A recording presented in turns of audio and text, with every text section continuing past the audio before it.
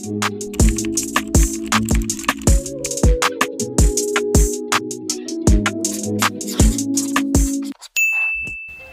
is up, Postal Besties? It is your girl Creole Barbie with USPS Blogs. If you want to become a Postal Bestie, be sure to slap a high five and turn on your post notifications so you don't miss a beat on what's happening with USPS Blogs. After DeJoy announced he was stepping down as Postmaster General, a lot has been going on with many changes in place that leaves a lot of us anxious to see what will happen next. Some of the things that happened was USPS facing a Doge audit. Let's dig deep to see why and how this is important.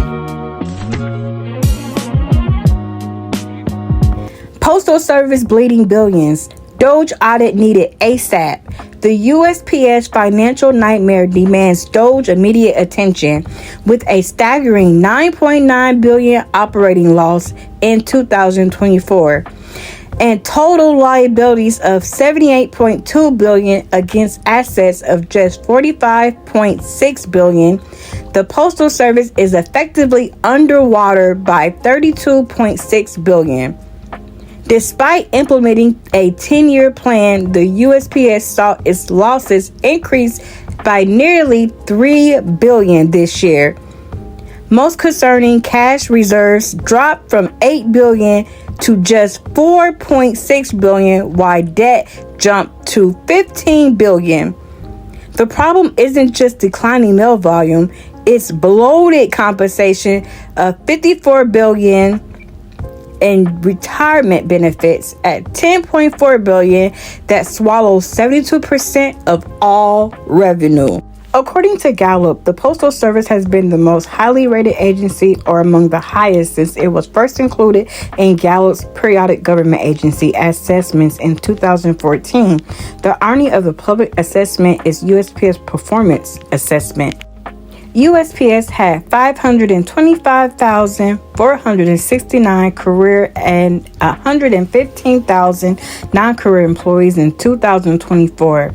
Its 2024 report to Congress revealed that the net loss for the year under generally accepted accounting principles totaled at $9.5 billion compared to a net loss of $6.5 billion for the prior year. This was against total operating revenue of just $79.5 billion, an increase of $1.4 billion or 1.7% compared to the prior year. In 5 of its 6 operating categories, volume decreased from 2023. In August 2023, the Government Accountability Office released a harsh critique of the Postal Service and its efforts thus far to implement a 10-year and why it must succeed. Gallup found that among 15 government agencies, the U.S. Postal Service is the only one with majority support. Yet, USPS is a poster child of financial failure and inefficiency. Thanks to its government monopoly and subsidy, it is also a microcosm of what Doge faces and what the left will do with government if allowed. Why it matters? The newly created Doge, overseen by tech billionaire Elon Musk, has been tasked with finding ways to streamline government processes and cut spending. The unofficial government department had already begun audits of several government agencies, including the Treasury Department, the Internal Revenue Service, and the Social Security Administration. The USPS is older than the United States itself. Having been founded in 1775, it became a financially self-sustaining government agency in 1970, and according to the Pew Research Center, is one of the most well-liked federal agencies, but it has suffered significant financial losses in recent years. What to know? Internet personality Mario Naufal posted on X, formerly Twitter, on February 19th. The USPS financial nightmare demands Doge immediate attention.